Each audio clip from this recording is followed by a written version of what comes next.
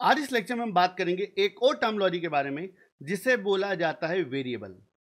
अब वेरिएबल की बात की जाए तो वेरिएबल क्या होता है, वेरिएबल कैसे वर्क करता है, इसको अगर आपको समझना है तो इसको समझने के लिए आपको एक डेफिनेशन को समझना पड़ेगा। बट उसके पहले आप सभी ने मैथमेटिक्स पढ़ रखा होगा और मैथमेटिक्स में आपने वेरिएबल वर्ड को कई बार यूज किया होगा। अब मैथमेटिक्स के अकॉर्डिंग जो वेरिएबल वर्ड होता है वो नॉर्मली दो टर्मिनोलॉजी में से मिलकर बना हुआ है। पहला वर्ड होता है, इसको बोलते हैं वेरी, और दूसरा वर्ड होता है, इसको बोलते हैं हम able. Very plus able. So very की बात की जाए तो वेरी का मतलब क्या होता है? वेरी वेरी मतलब होता है चेंज, वेरिएशन। आपने कई बार ये वर्ड सुना होगा, डन, वेरिएशन। तो वेरी का मतलब क्या? चेंज। और एबल, एबल मतलब क्या? समर्थ। मतलब जिसमें चेंज किया जा सके वो क्या कहलाता है? वेरिएबल कहलाता है। जैसे मान लीजिए फॉर एग्जांपल एक चेयर है, उस चेयर की बात की जाए तो उस चेयर को मैं वेरिएबल बोल सकता हूं। किस कंटेक्स्ट में? जैसे मान लीजिए कोई चेयर है और उस चेयर पे आप बैठे हुए हो, इसका मतलब क्या है? उस चेयर की वैल्यू अभी आप हो, बट थोड़ी देर बाद क्या हुआ कि आप वहां से उठ के गए और उस जगह पर आके कोई और व्यक्ति बैठ गया। मतलब क्या है? उस चेयर की वैल्यू चेंज हो चुकी है। उस चेयर पर पहले अमन बैठा हुआ था तो चेयर की वैल्यू हो गई अमन, और उस चेयर की पर जब अमन हट के गया तो वहां पर मान लो विजय बैठ गया, तो चेयर की वैल्यू क्या हो गई? विजय। मतलब उस चेयर में रखा हुआ जो डेटा है वो क्या हो रहा है? बार बार चेंज हो रहा है। तो चेयर को मैं क्या बोल सकता हूं? वेरिएबल। डन। अब यहां पर इसको अपन और डिटेल में समझने की कोशिश करेंगे इन डेप्थ, बट उसके लिए हमें यहां पर एक सिंपल सी डेफिनेशन के ऊपर आना पड़ेगा। वेरिएबल की बात की जाए तो वेरिएबल की एक सिंपल सी डेफिनेशन है। What is the definition? Variable is a block of memory location where we can store and manage data. Done. अब यहां पर ये डेफिनेशन है वेरिएबल। अब यहां पर वेरिएबल की जो डेफिनेशन मैंने आपके सामने लिखी है, variable is a block of memory location where we can store and manage data. अब इस पर्टिकुलर डेफिनेशन की अगर बात की जाए तो इस डेफिनेशन में हमारे पास में दो इंपॉर्टेंट वर्ड्स हैं। पहला word block of memory location या ब्लॉक ऑफ मेमोरी, और दूसरा important word store and manage data. Remember, तो यहां पर सबसे पहले अपन बात करते हैं हमारी पहली टर्मिनोलॉजी के बारे में, इसको बोलते हैं block of memory location. Remember, block, remember देखो ये अगर अपन कंप्यूटर मेमोरी की बात करें तो कंप्यूटर मेमोरी एक बहुत बड़ा एरिया है, डन, जिसमें आप बहुत सारा डेटा स्टोर कर सकते हो। मगर फॉर एग्जांपल आपके घर की बात की जाए तो आपका घर एक बहुत बड़ा एरिया, मान लीजिए 2000 स्क्वायर फीट का एक एरिया है, और अगर आपको एक छोटी सी चीज को स्टोर करना है, मान लो आपको एक चेयर को रखना है या मान लो एक टीवी रखनी है, तो आप उस टीवी को रखने के लिए पूरे घर का यूज नहीं करोगे, आप उस घर के छोटे से हिस्से का यूज करोगे जहां पर वो चीज को आप स्टोर करा पाओगे। तो आप क्या बोलोगे कि इस पूरे के पूरे घर का वो छोटा सा जो हिस्सा है वो क्या कहलाएगा? उस पूरी मेमोरी का एक ब्लॉक कहलाएगा। डन। तो प्रोग्रामिंग में भी आपको इस ब्लॉक के कंसेप्ट को समझना पड़ेगा, क्योंकि अगर आपका डेटा छोटा है तो आप एक छोटे ब्लॉक का यूज करोगे, और अगर आपका डेटा बड़ा है तो आप एक बड़े ब्लॉक का यूज करोगे। मतलब पूरी मेमोरी का यूज कभी नहीं होगा, उस मेमोरी को छोटे छोटे टुकड़ों में ब्रेक किया जाएगा और हर टुकड़ा अपने आप में क्या कहलाएगा? ब्लॉक। सो एग्जाम्पल के लिए मान लीजिए कि ये आपके कंप्यूटर की मेमोरी है, डन। इस कंप्यूटर मेमोरी की बात की जाए तो इस कंप्यूटर मेमोरी को हमने यहां पर छोटे छोटे ब्लॉक में क्या कर दिया है? डिवाइड कर दिया है। और यहां पर जितने भी ब्लॉक अवेलेबल हैं, जैसे मान लीजिए ये एक ब्लॉक है, इस पर्टिकुलर ब्लॉक की बात की जाए तो मैं ये मान के चल रहा हूं कि जो एक ब्लॉक है, इस एक ब्लॉक का जो साइज होगा वो होगा 1 बाइट। Remember, 1 bite. और एक बाइट में कितने बिट होते हैं मैं आपको ऑलरेडी बता चुका हूं, 8 बिट। डन। तो एक ब्लॉक कितने बाइट का है? 1 बाइट का। मतलब कितने बिट का? 8 बिट का। डन। तो उसके अकॉर्डिंग आप यहां पर जो मेमोरी इसको आप कैलकुलेट कर लीजिएगा। अब यहां पर मान लीजिए कि आपको कोई वैल्यू इस कंप्यूटर मेमोरी में स्टोर करानी है। सो इसके पहले वाले लेक्चर्स में मैं आपको ऑलरेडी बता चुका हूं कि इंटीजर क्या होता है, फ्लोट क्या होते हैं, कैरेक्टर क्या होता है। सो मान लो कि आपको कोई वैल्यू इस मेमोरी में स्टोर करानी है। डन। तो मान लीजिए आपने यहां पर एक वैल्यू ले ली है 29। अब इस 29 की बात की जाए तो 29 एक इंटीजर वैल्यू है। डन। और इंटीजर की बात की जाए तो जो इंटीजर होता है वो अगर मैं जीसीसी कंपाइलर के अकॉर्डिंग बात करूं तो वो 4 बाइट की मेमोरी ऑक्यूपाई करता है। डन।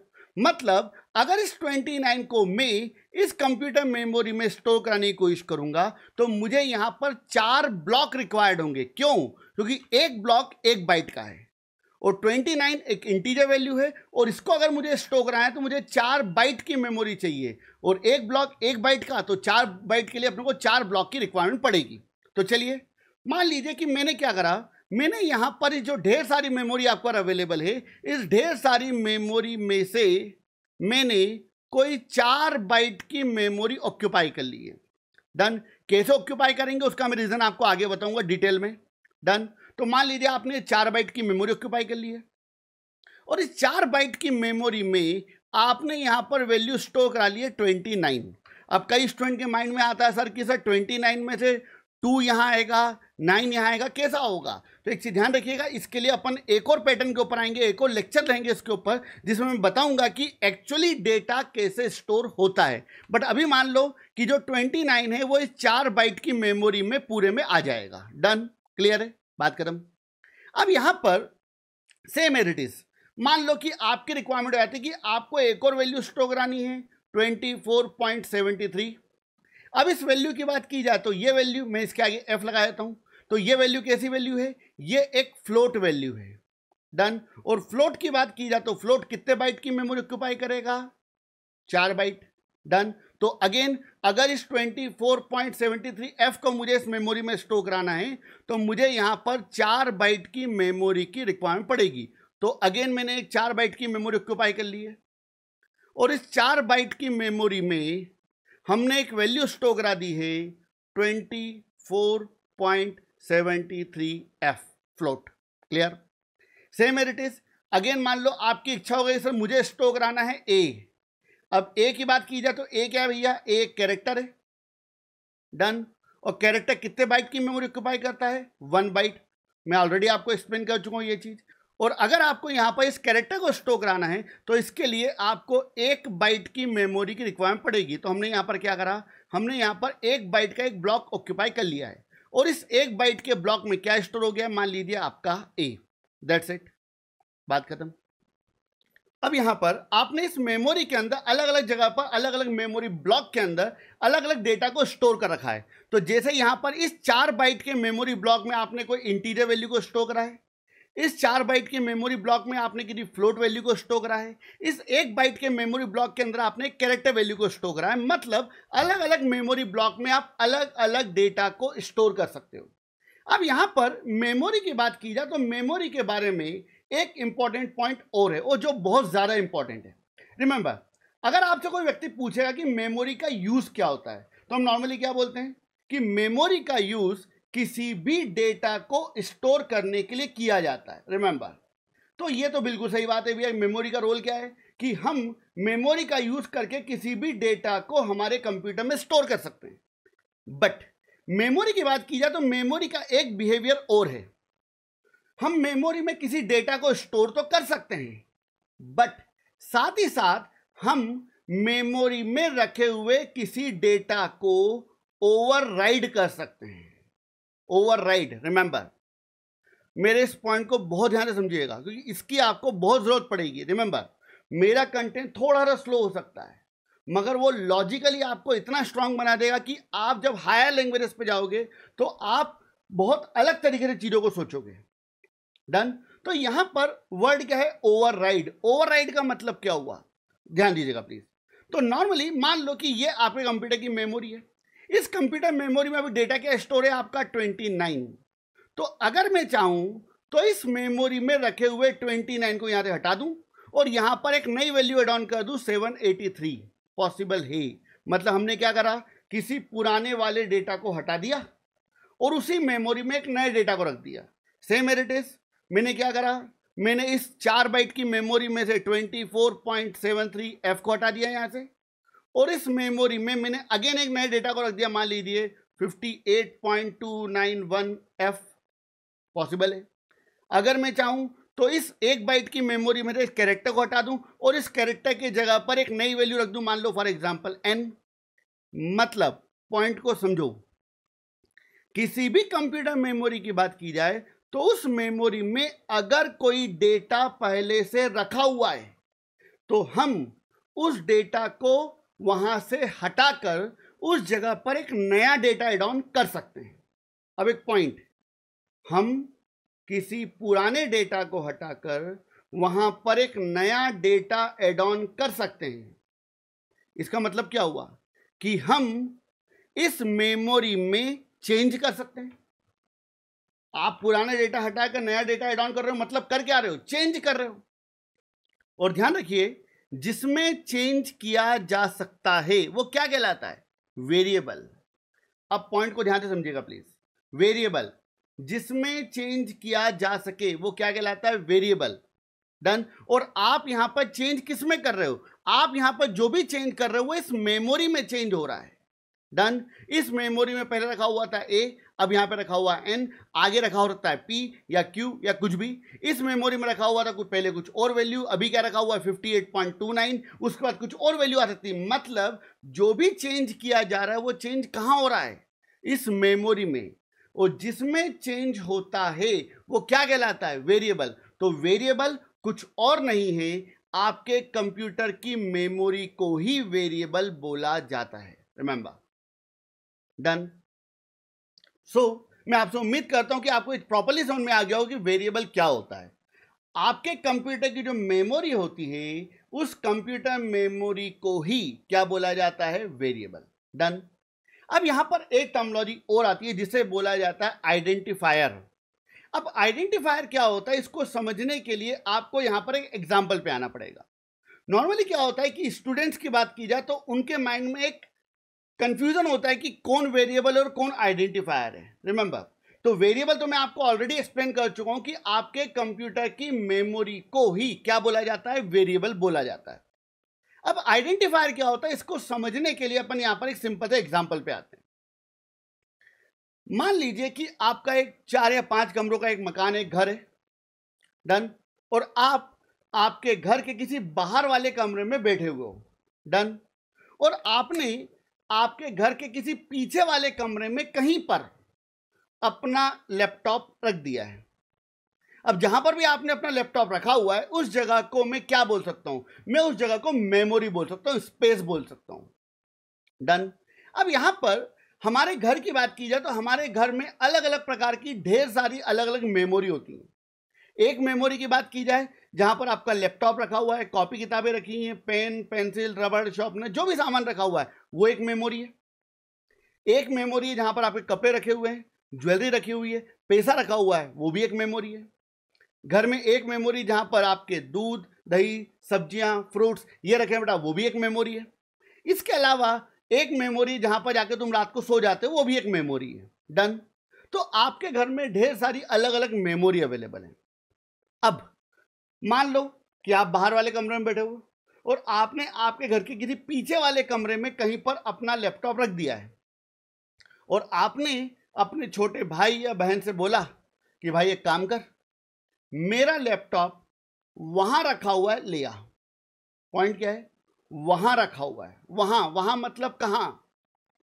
डन। अब पॉइंट को ध्यान से समझिएगा please.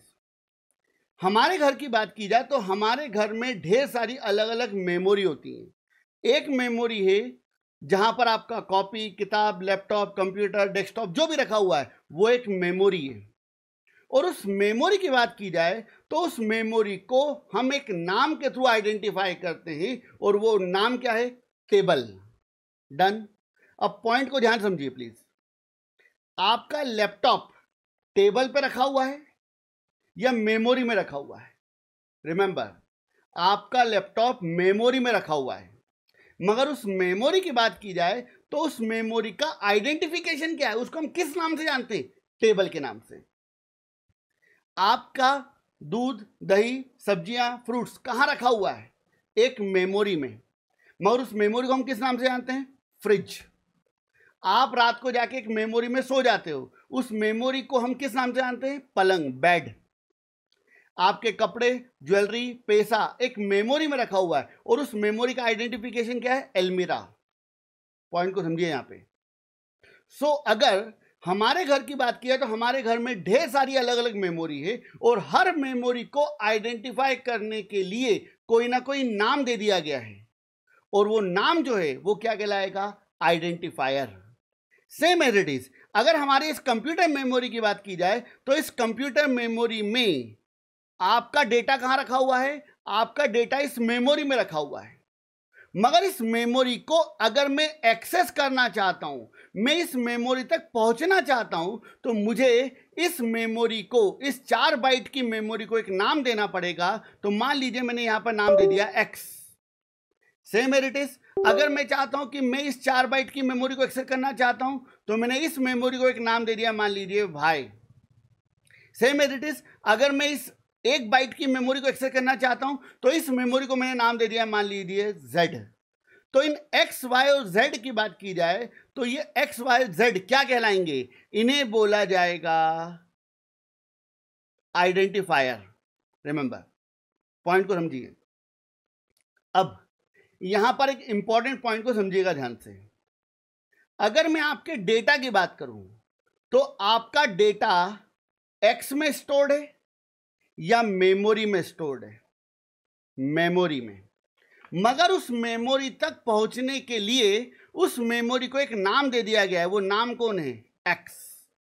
Same as it is, आपका डेटा यहां पर कहां स्टोर्ड है? मेमोरी में, मगर इस मेमोरी तक पहुंचने के लिए एक नाम दे दिया गया, वो नाम क्या है आपका?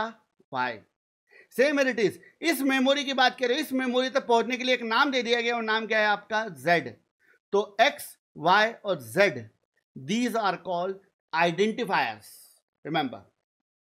so अभी तक जो मैंने आपको बताया वो एक थ्योरेटिकल रिप्रेजेंटेशन था, बट अब हम बात करते हैं कि जो भी चीजें मैंने आपको थ्योरेटिकली एक्सप्लेन की हैं, ये प्रोग्रामिंग में आप कैसे यूज करोगे एक्चुअल कोड करते समय। तो इसको समझने के लिए हम यहां पर एक सिंपल से एग्जांपल पे आते हैं। रिमेंबर, अगर हम हमारे कंप्यूटर मेमोरी की बात करें तो कंप्यूटर मेमोरी का यूज क्या होता है?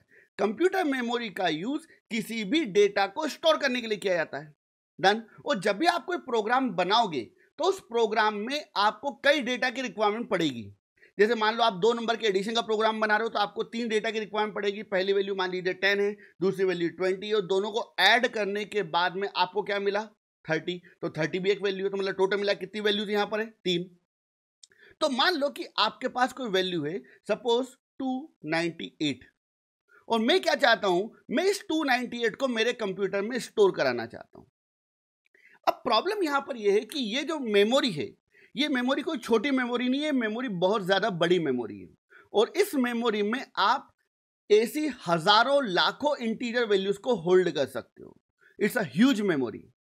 अब अगर आपको इस वैल्यू को स्टोर करना है तो आप इस पूरी मेमोरी का यूटिलाइजेशन नहीं करोगे, आप यहां पर इसमें से एक छोटे से ब्लॉक को ऑक्यूपाई कर लोगे जिसमें आपका डेटा स्टोर होगा। आपको पूरी मेमोरी की रिक्वायरमेंट नहीं है। मान लो कि आपको आपके घर में एक नया फ्रिज लाना है या फ्रिज को रखना है, तो आप उतनी ही जगह लोगे ना जितनी जगह में वो फ्रिज रखा जाएगा या उसका गेट ओपन हो जाएगा। आप पूरा पूरा कमरा थोड़ी ऑक्यूपाई कर लोगे उस फ्रिज के लिए। तो सेम एज इट इज, अगर आपको इस 298 को यहां पर स्टोर कराना है तो आपको यहां पर उतनी ही मेमोरी की रिक्वायरमेंट पड़ेगी जितनी मेमोरी ये ऑक्यूपाई करेगा। सो एग्जांपल के लिए मान लीजिए कि मैं आपकी बात करता हूं, आप क्या चाहते हो? आप आपके घर पे एक नया फ्रिज लाना चाहते हो। डन। अब अगर आपको आपके घर पे एक नया फ्रिज लाना है तो आपका पहला काम क्या होगा? आपका पहला काम यह होगा कि फ्रिज में जहां पर रखूंगा उतनी स्पेस मेरे पास अवेलेबल है भी या नहीं, क्योंकि अगर आपको फ्रिज को रखने के लिए जगह ही अवेलेबल नहीं है तो आप फ्रिज रखोगे कैसे? अदर एग्जांपल, मान लीजिए मेरे घर पे एक नई कार लाना चाहता हूं, तो मेरा पहला टारगेट क्या होगा? मुझे उस कार को रखने के लिए स्पेस, एक जगह की रिक्वायरमेंट पड़ेगी। अगर वो मेमोरी ही अवेलेबल नहीं है तो मैं कार को कहीं पर रख नहीं पाऊंगा। सेम एज इट इज, मान लीजिए कि मुझे मेरे कंप्यूटर में एक वैल्यू स्टोर करानी है, फॉर एग्जाम्पल 271। अब इस 271 की अगर बात की जाए तो 271 कैसी वैल्यू है? ये एक इंटीजर वैल्यू है, और इंटीजर की बात की जाए तो इंटीजर कितने बाइट की मेमोरी ऑक्यूपाई करता है? 4 बाइट। डन। इस केस में अगर इस 271 को मुझे यहां पर स्टोर कराना है तो मुझे यहां पर 4 बाइट की मेमोरी की रिक्वायरमेंट पड़ेगी। अब इस वैल्यू को अगर मैं यहां पर स्टोर कराना चाहता हूं तो मेरा पहला काम क्या होगा? मेरा पहला काम होगा कि मुझे यहां पर इस वैल्यू को स्टोर कराने के लिए उतनी मेमोरी को एलोकेट करना पड़ेगा, क्रिएट करना पड़ेगा। इसके लिए हमें यहां पर सबसे पहले एक टर्मिनोलॉजी को समझना पड़ेगा। देखिए, आपको ये पता होना चाहिए कि आप किस प्रकार के डेटा को स्टोर कराना चाह रहे हो। रिमेंबर, तो जैसे मान लीजिए कि आप आपके कंप्यूटर में एक वैल्यू स्टोर कराना चाहते हो 298। अब 298 कैसी वैल्यू है? इंटीजर। तो इस केस में आप यहां पर सबसे पहले इस वैल्यू को स्टोर करने के लिए एक कंटेनर डिक्लेयर करोगे, कंटेनर क्रिएट करोगे। तो इसके लिए हम यहां पर सबसे पहले एक स्टेटमेंट लिखेंगे कुछ इस तरीके से, इंटीजर ए। रिमेंबर, अब यहां पर जो मैंने जो इंट लिखा है इसका मतलब क्या है? मैं यहां पर वैल्यू स्टोर कराना चाह रहा हूं 298, और 298 कैसी वैल्यू है? इंटीजर। दैट्स वाई मैंने यहां पर क्या मेंशन किया है? इंट। अगर मैं यहां पर वैल्यू स्टोर कराना चाहता 29.87, तो यहां पर मैं कुछ इस तरीके से लिखता फ्लोट बी। क्यों? क्योंकि 29.87 एक फ्लोट वैल्यू है। यहां पर आपके लिए ये चीज क्लियर होना चाहिए कि आप किस प्रकार के डेटा को स्टोर कराना चाहते हो। तो आपने यहां पर आप यहां पर वैल्यू स्टोर कराना चाहते हो 298। अब 298 कैसी वैल्यू है? इंटीजर। तो यहां पर आपने स्टेटमेंट लिखा है इंटीजर ए। तो ये जो लाइन आपने यहां पर लिखी है, इस पर्टिकुलर लाइन को बोला जाता है variable declaration. Variable declaration. Done. अब यहां पर वेरिएबल डिक्लेरेशन की बात की जाए तो इन स्टेटमेंट में दो वर्क होंगे। जब भी आप कोई वेरिएबल डिक्लेयर करते हो तो यहां पर दो वर्क परफॉर्म होंगे। पहला वर्क आपने यहां पे क्या लिखा? Integer a. तो सबसे पहले अपन बात करते हैं इस इंट की। इंट कितने बाइट की मेमोरी ऑक्यूपाई करता है? 4 बाइट की। तो जैसे आपने लिखा इंट ए, तो यहां पर आपके पास जो है ढेर सारी मेमोरी अवेलेबल है। इस ढेर सारी मेमोरी में से एक 4 बाइट की मेमोरी रिजर्व्ड हो जाएगी, अलोकेट हो जाएगी। डन। तो जैसे मान लीजिए ये 4 बाइट की मेमोरी क्या हो गई? अलोकेट हो गई, रिजर्व हो गई। मतलब इस मेमोरी को कोई और यूज नहीं कर पाएगा।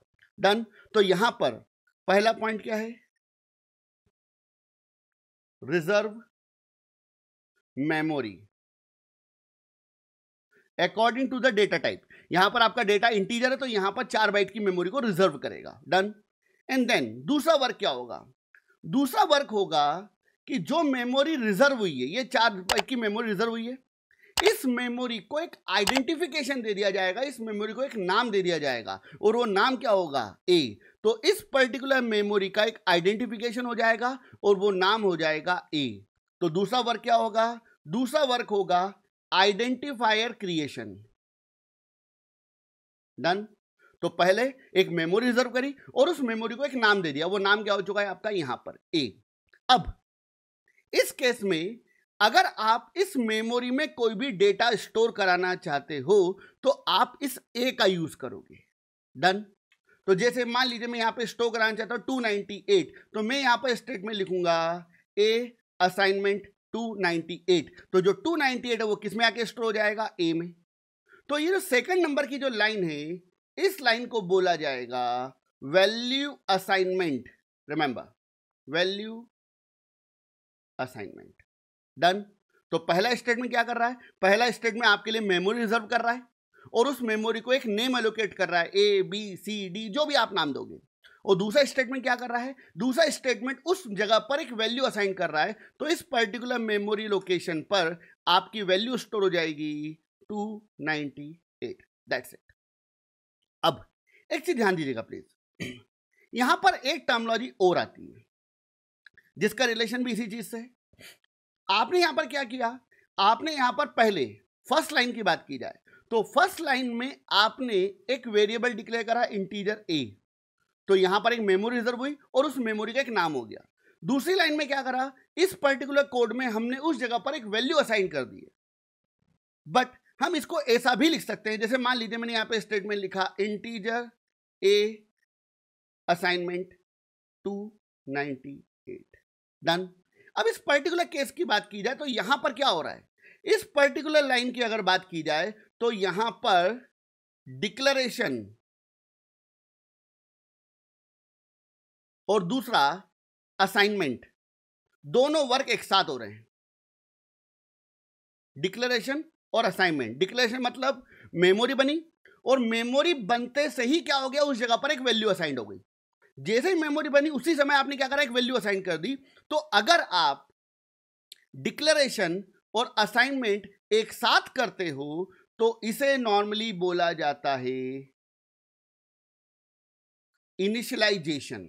Remember what is initialization? Initialize is the process in which you declare a variable और साथ ही साथ उसका वैल्यू असाइन कर दो। तो ये क्या कहलाता है, इनिशियलाइजेशन। अब यहां पर इस पर्टिकुलर लाइन की बात की जाए तो यहां पर आप इनिशियलाइजेशन नहीं कर रहे हो, वेरिएबल ऑलरेडी पहली लाइन में डिक्लेयर हो चुका है और आप यहां पर केवल उस वेरिएबल को एक वैल्यू दे रहे हो। तो ये इनिशियलाइजेशन नहीं कहलाएगा, ये असाइनमेंट कहलाएगा। अगर आप डिक्लेरेशन और असाइनमेंट दोनों एक साथ करते हो तो इसको नॉर्मली क्या बोला जाता है, initialization. Done. Same as it is. मान लीजिए कि आपको यहां पर एक और वैल्यू स्टोर करानी है 29.83। अब 29.83 की बात की जाए तो ये कैसी वैल्यू है, ये एक फ्लोट वैल्यू है। इस केस में अगर आपको इस वैल्यू को स्टोर कराना है तो आपको यहां पर इसके लिए भी क्या करना पड़ेगा, एक कंटेनर बनाना पड़ेगा। तो इसके लिए हम यहां पर एक स्टेटमेंट लिखेंगे फ्लोट टी या मान लीजिए फ्लोट बी। डन। इस केस में क्या होगा, फ्लोट कितने बाइट की मेमोरी ऑक्यूपाई करता है, फ्लोट 4 बाइट की मेमोरी ऑक्यूपाई करता है। तो यहां पर अगेन आपके पास में एक 4 बाइट की मेमोरी बन जाएगी और इस 4 बाइट की मेमोरी का एक आइडेंटिफिकेशन हो जाएगा और मान लीजिए वो आइडेंटिफिकेशन है आपका B. That's it. Clear. Then आपने यहां पर अगर आप इस मेमोरी को यूज करना चाहते हो तो आप किसका यूज करोगे, इस बी का। तो आपने यहां पर एक स्टेटमेंट लिख दिया है बी असाइनमेंट 29.83f। तो आपका जो 29.83f जो है वो यहां पर जाके स्टोर हो जाएगा। अगेन तो अगर अपन इस फर्स्ट लाइन की बात करें तो इस फर्स्ट लाइन को अपन क्या बोलेंगे, वेरिएबल डिक्लेरेशन। और जो सेकंड लाइन है इसे क्या बोला जाएगा, value assignment. Done. Same as it is. अगर आप चाहो तो इस पूरे के पूरे स्टेटमेंट को आप एक साथ लिख सकते हो कुछ इस तरीके से, फ्लोट बी असाइनमेंट 29.83f। तो इस पर्टिकुलर पूरी की पूरी लाइन की अगर बात की जाए तो इसे बोला जाएगा वेरिएबल इनिशियलाइजेशन। रिमेंबर क्या बोला जाएगा इसको, इसे बोला जाएगा वेरिएबल इनिशियलाइजेशन। मतलब हम वेरिएबल को यहां पे डिक्लेयर भी कर रहे हैं और उसको वैल्यू भी असाइन कर रहे हैं। डन। तो ये था हमारा मेन कंसेप्ट वेरिएबल का अभी तक। अब यहां पर कुछ छोटे से इंपॉर्टेंट पॉइंट्स हैं। इस पर्टिकुलर मेमोरी की अगर बात की जाए तो क्या हमने इस मेमोरी को कोई ना कोई आइडेंटिफिकेशन या कोई ना कोई नाम दे रखा है, यस और नो? बिल्कुल दे रखा है। डन। इस मेमोरी की बात की जाए तो क्या इसको कोई ना कोई नाम दिया गया है? बिल्कुल दिया गया है। इस मेमोरी की बात की जाए तो इसका भी कोई ना कोई नाम है ए। इस मेमोरी की बात की जाए तो इसका भी एक नाम है एक्स। इस मेमोरी की बात की जाए तो इसका भी कोई ना कोई नाम है जेड। तो यहां पर ऐसी मेमोरी जिसका कोई ना कोई आइडेंटिफिकेशन या कोई ना कोई नाम होता है उसे नॉर्मली बोला जाता है एलोकेटेड मेमोरी। रिमेंबर एलोकेटेड मतलब क्या, ये मेमोरी किसी वेरिएबल को या किसी आइडेंटिफायर को दी जा चुकी है, ये एलोकेटेड है। डन। कोई इसको यूज करने के लिए रेडी है। डन। बट इस पर्टिकुलर मेमोरी की अगर बात की जाए तो इस मेमोरी का कोई भी आइडेंटिफिकेशन नहीं है, कोई नाम नहीं है। इस मेमोरी का कोई भी आइडेंटिफिकेशन, कोई नाम नहीं है। इस मेमोरी का कोई आइडेंटिफिकेशन, कोई नाम नहीं है। तो ऐसी मेमोरी की अगर बात की जाए तो इसे नॉर्मली बोला जाएगा अनएलोकेटेड मेमोरी। रिमेंबर अब अनएलोकेटेड मेमोरी की बात किया तो अनएलोकेटेड मेमोरी वो मेमोरी होती है जिसे अगर आप फ्यूचर में कोई नया वेरिएबल डिक्लेयर करते हो, सपोज आपने यहां पर एक और वेरिएबल डिक्लेयर कर दिया है, मान लीजिए एक्स, या एक्स ऑलरेडी डिक्लेयर्ड है। तो मान लीजिए आपने यहां पर एक वेरिएबल डिक्लेयर कर दिया है। सो अनएलोकेटेड मेमोरी की बात की जाए तो अनएलोकेटेड मेमोरी एक तरीके से अनरिजर्व्ड मेमोरी है जिसको फ्यूचर में यूज किया जा सकता है। जैसे मान लीजिए आपने एक नया वेरिएबल डिक्लेयर करा, मान लो इंटीजर सी। तो इस सी वेरिएबल की बात की जाए तो सी वेरिएबल को मेमोरी यहां नहीं मिलेगी, क्योंकि ये तो मेमोरी ऑलरेडी किसी एक्स वाई जेड वेरिएबल को डिक्लेयर की जा चुकी है। अगर इस सी को मेमोरी देना होगा तो ये मेमोरी इन स्पेसेस में से मिलेगी जो अभी वैकेंट पड़ी हुई, खाली पड़ी हुई है। डन। तो अलोकेटेड मेमोरी मतलब वो मेमोरी जिसको रिजर्व किया जा चुका है, और अनअलोकेटेड मेमोरी मतलब वो मेमोरी जो फ्री अवेलेबल है, जिसको हम यूज कर सकते हैं। डन। अब इसके बाद में हमारे पास में एक कंसेप्ट और आता है जिसको बोला जाता है नेमिंग रूल्स, या फिर इसके लिए अपन एक ज्यादा बेटर वर्ड यूज कर सकते हैं जिससे बोलते हैं हम आइडेंटिफायर नेमिंग रूल्स। अब यहां पर नेमिंग रूल्स मतलब क्या, जैसे मान लीजिए आप सभी की बात की जाए तो आप फ्यूचर में जब कोई प्रोग्राम बनाओगे तो उसमें कई चीजें ऐसी होंगी जो आप खुद क्रिएट करोगे, यूजर डिफाइंड। डन। जैसे मान लीजिए आपने कोई प्रोग्राम बनाया और उस प्रोग्राम में आपने एक वेरिएबल डिक्लेयर करा इंटीजर x। तो यहां पर x क्या है, x उस वेरिएबल का नाम है। डन। इसके अलावा मान लीजिए आपने एक वेरिएबल डिक्लेयर करा फ्लोट y, तो y भी क्या है, यहां पर y उस वेरिएबल का नाम है। Same as it is in future आप स्ट्रक्चर क्रिएट करोगे। अब स्ट्रक्चर क्या होता है उसके बारे में सोचने की रिक्वायरमेंट नहीं है। आप क्लासेस बनाओगे, आपने मान लीजिए फॉर एग्जांपल कोई फंक्शन क्रिएट किया है, तो आप खुद के स्ट्रक्चर क्रिएट करोगे, खुद की क्लासेस क्रिएट करोगे, खुद के फंक्शन क्रिएट करोगे। तो हर चीज को आपको क्या करना पड़ेगा, आपको यहां पर कोई ना कोई नेम देना पड़ेगा। रिमेंबर, और जब भी आप किसी वेरिएबल, किसी स्ट्रक्चर, किसी फंक्शन, किसी क्लास को कोई नेम दोगे तो आप वहां पर कुछ रूल फॉलो करोगे। रिमेंबर। डन। और इन्हीं रूल को बोला जाता है नेमिंग रूल्स। रिमेंबर, एक चीज ध्यान रखिएगा, ये जो रूल्स हैं, ये रूल केवल और केवल वेरिएबल पे वर्क नहीं करेंगे। ध्यान रखना, ये रूल हर चीज पे वर्क करेंगे। जब आप खुद से कोई चीज क्रिएट करोगे, क्लास बनाओगे तो भी यही रूल वर्क करेगा, फंक्शन बनाओगे तो भी यही रूल वर्क करेगा, पॉइंटर्स क्रिएट करोगे, पॉइंटर वेरिएबल क्रिएट करोगे तो भी यही रूल वर्क करेगा। तो ये रूल आपके लिए बहुत ज्यादा इंपॉर्टेंट है। डन। अब इन रूल की बात की जाए तो इन रूल में हमारा पहला रूल क्या है, ध्यान दीजिएगा प्लीज। फर्स्ट रूल है जिसे हम बोलते हैं allowed character. Allowed character. Remember, मतलब जब भी आप कोई वेरिएबल डिक्लेयर करोगे या फंक्शन डिक्लेयर करोगे या क्लास डिक्लेयर करोगे तो उसके नेम में आप कौन कौन से कैरेक्टर का यूज कर सकते हो। तो एक चीज ध्यान दीजिएगा प्लीज, अगर आप किसी वेरिएबल, फंक्शन, क्लास का नाम देते हो तो उसके नेम देने में आप कैपिटल A to Z का यूज कर सकते हो। डन। आप स्मॉल a to Z का यूज भी कर सकते हो। डन। इसके अलावा अगर आप चाहो तो 0 to 9 का यूज भी किया जा सकता है नेम देते समय। इसके अलावा अगर सिंबल्स की बात की जाए, सिंबल, तो सिंबल्स में हम यहां पर केवल और केवल एक सिंबल का यूज कर सकते हैं जिसे बोला जाता है अंडरस्कोर। अंडरस्कोर किसे बोला जाता है, कई बार आपने यहां पर एक कुछ ऐसा सिंबल देखा होगा, A_B। तो ये जो सिंबल है, ये सिंबल क्या कहलाता है आपका, अंडरस्कोर।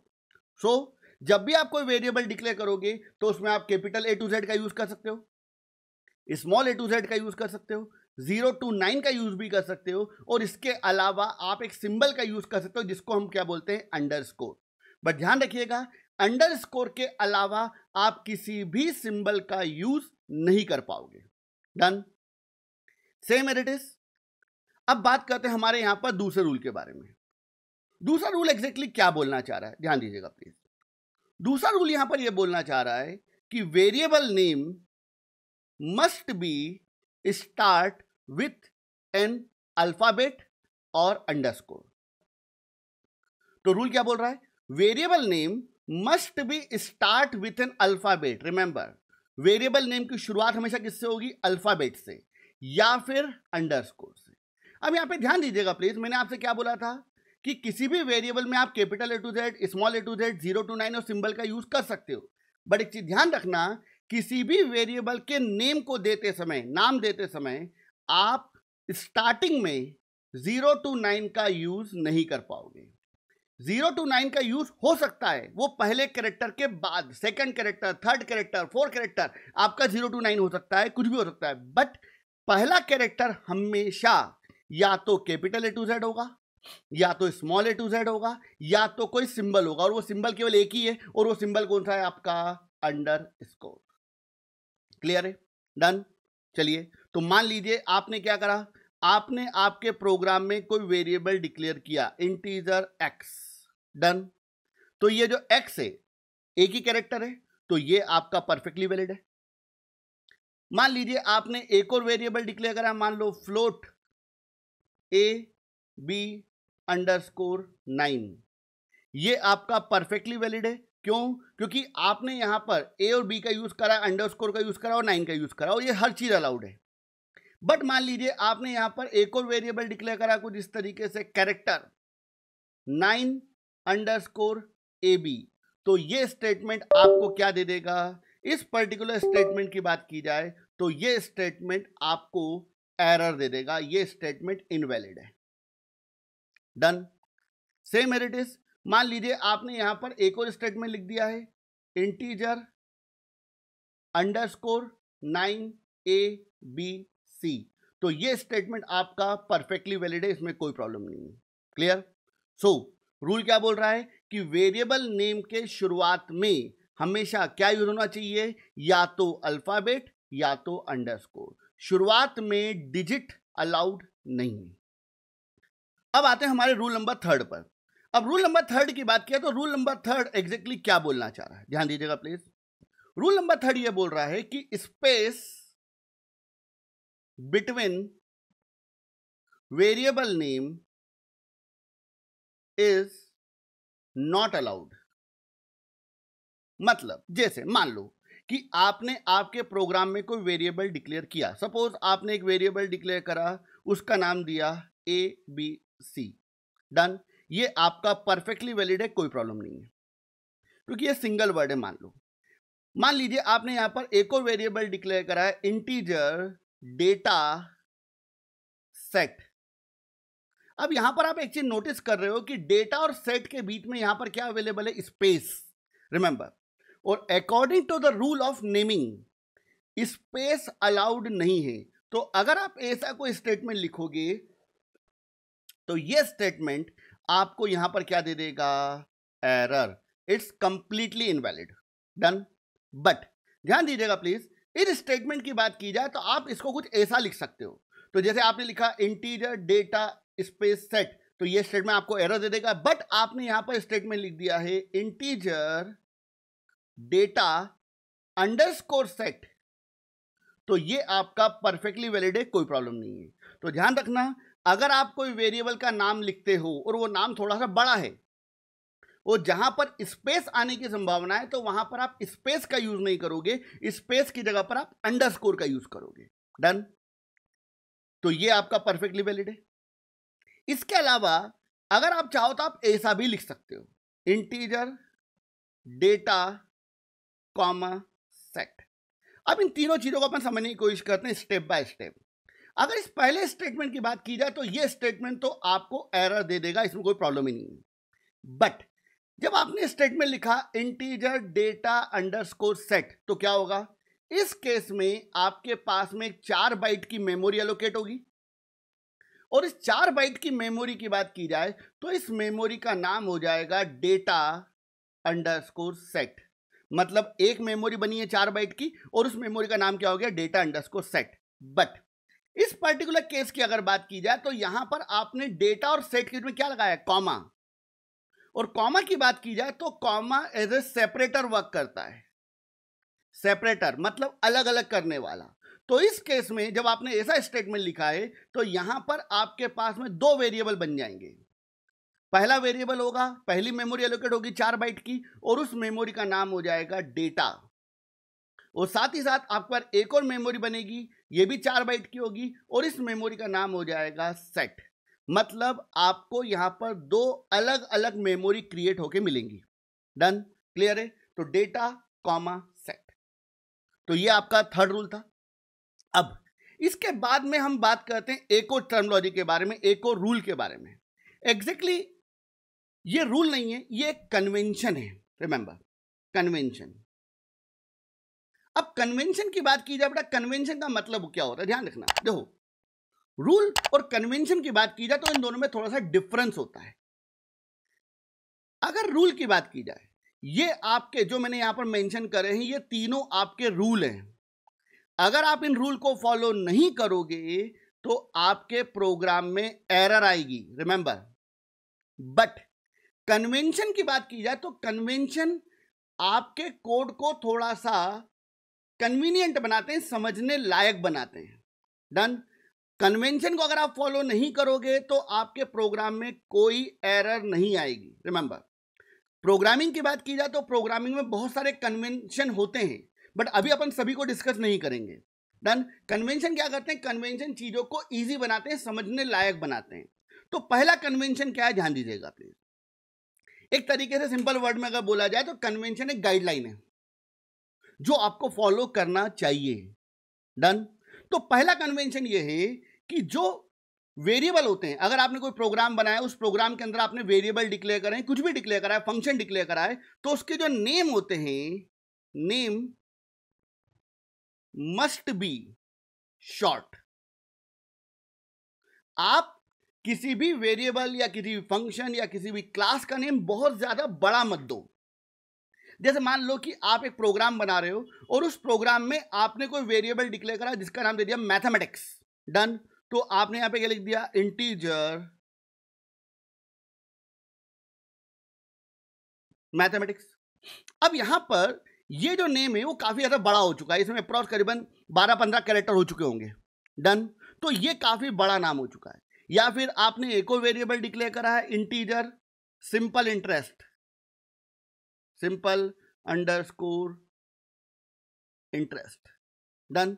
तो ये काफी ज्यादा बड़ा नाम हो चुका है। तो नॉर्मली हमें बहुत ज्यादा बड़े वेरिएबल नेम यूज नहीं करना चाहिए, ये कन्वेंशन है।